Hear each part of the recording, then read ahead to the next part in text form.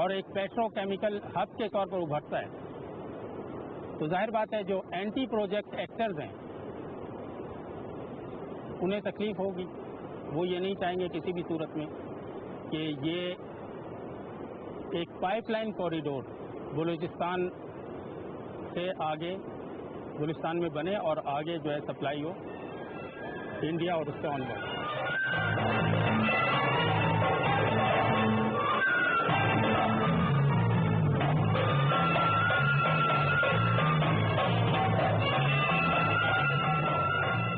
وسط ایشیائی خطے میں مجموعی طور پر 236 ٹریلین کیوبک فٹ گیس کے اور لگ بھگ 200 بلین بیرل تیل کے ذخائر موجود ہیں جنہیں ابھی تک بروئے کار نہیں لایا گیا. سینٹرل ایشیا یا ہم جسے کہتے ہیں کیسپین سی ریسورسز، یہ ان ریسورسز کو ابھی تک نکالا نہیں گیا، ابھی تک فلی ایکسپلائٹ نہیں کیا گیا. تو دنیا بھر کی جو بگ پاورز ہیں ان کی نظریں اس کے ایکسپلائٹیشن کی طرف ہیں.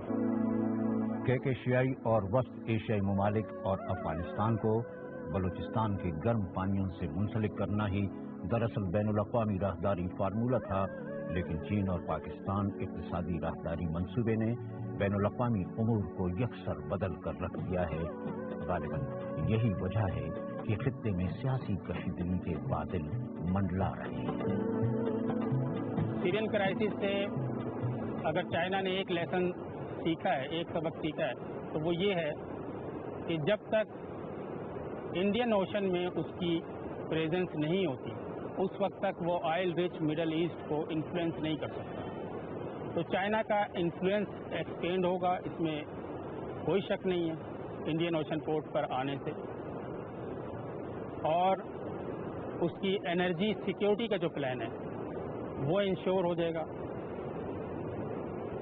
اور یہ دونوں چیزیں اپسیٹ کرتی ہیں انڈیا کو بھی اور امریکہ کو بھی. You know, there'll be some people who have said, well, the Chinese are going to come in there and they will dictate this and that and we'll be a colony of the Chinese. No, I don't think that's going to happen. In fact, I think it's going to open up Pakistan as a center of international investment. ہمارا مقصد جو ہے وہ لوگوں پہ dominate کرنا نہیں ہے یا اپنے انفلوئنس کے ذریعے دوسروں کو متاثر کرنا نہیں ہے، بلکہ ہم جو ہے اپنی دفاعی صلاحیت کو بھرپور رکھیں گے، ہم اقتصادی انٹرسٹ کو اور اپنے ساحل کو اور اپنے وطن کا پورا تحفظ کریں گے.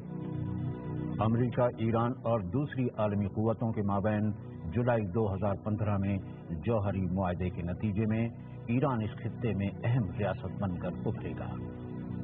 ایران کے خلاف عالمی اقتصادی پابندیاں گھٹ جانے کے بعد ایران کی بندرگاہیں چاہ بہاٹ اور بندر عباس عالمی تجارت و آمد و رفت کے طور پر اس خطے میں مرکزی حیثیت اختیار کر لیں گے.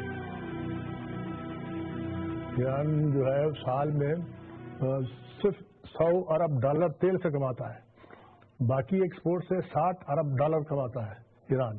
تو اتنا مضبوط اکنامی، اتنا زبردست اکنامی ہے کہ وہ اس ریجن میں کوئی نہیں ہے. وہ بجلی کتنی پیدا کرتا ہے؟ 1,24,000 میگا واٹ بجلی پیدا کرتا ہے، 8 ملکوں کو بیچتا ہے. علاقے میں ایک مقابلے کی فضا ضرور پیدا ہوگی، لیکن اس سے یہ اہمیت کم نہیں ہوتی، نہ گوادر کی کم ہوگی نہ دبئی کی کم ہوگی.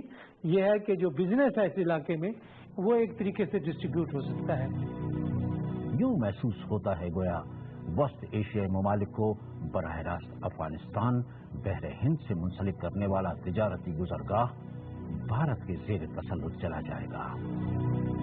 پاکستان جو ہے وہ بار بار اس کی کمٹمنٹ دے چکا ہے کہ ہم جو ہے چاہتے ہیں کہ دنیا میں اسٹیبلٹی ہو، دنیا میں ترقی ہو، اور دنیا میں ترقی اور اسٹیبلٹی اسی وقت ہوگی جب تجارت کو فروغ ملے. بلوچستان میں جاری کشیدگی اور سیاسی عدم استحکام گوادر منصوبہ کی کامیابی میں بڑی رکاوٹ ثابت ہو رہی ہیں. حکومت پاکستان اور ریاستی ادارے اس کشیدگی کا ذمہ دار بھارت اور مغربی قوتوں کو ٹھہرا رہے ہیں جو بلوچستان میں جاری مزاحمتی تحریک کو دوام بخش رہی ہے. The issue here is, as we look ahead, will India see, on the whole, the Chinese involvement in Pakistan as a stabilizing factor, as something that can bring prosperity to Pakistan, something that would make Pakistan a better regional partner, a more capable economy, one that India would want to be connected with? Or will India see, on the whole, China's involvement there as a threat, as a strategic threat that needs to be countered, and as one that would demand continued Indian investment in playing spy versus spy games, fomenting challenges to the Pakistani and Chinese activities inside of Balochistan. बैनुल-अक़वामी तहक़ीक़ के माहिर Michael Chandaus sky के बकौल दुनिया के मौजूदा तनाजुर में बलोचिस्तान की अलहदगी की तहरीक मगरबी ममालिक और बैनुल-अक़वामी इंटेलिजेंस एजेंसीज के हाथों में भी गई है ताकि वो इस खित्ते में अपने अपने मफादात को अमली जामा पहना सके। जो बलूचिस्तान के अंदर इस वक्त शरपसंदी है, उसकी बुनियादी वजह यही है कि कैसे किस तरीके से जो बलूचिस्तान के अंदर शरपसंद है उनको इस्तेमाल किया जाए और उनको इस्तेमाल करके बलूचिस्तान को गैर मुस्तहकम किया जाए, ताकि पैगाम चीन में और दुनिया में ये जाए कि ये इलाका गैर मुस्तहकम है और यहाँ पे सरमायाकारी नहीं हो सकती। सबसे पहले हमें लॉ एंड ऑर्डर की सिचुएशन को दुरुस्त करना चाहिए और लॉ एंड ऑर्डर की सिचुएशन को ख़ास तौर पर अगर वो इस वजह से ख़राब है कि लोकल लोगों के कुछ ग्रीवेंसीज हैं, कुछ रिजर्व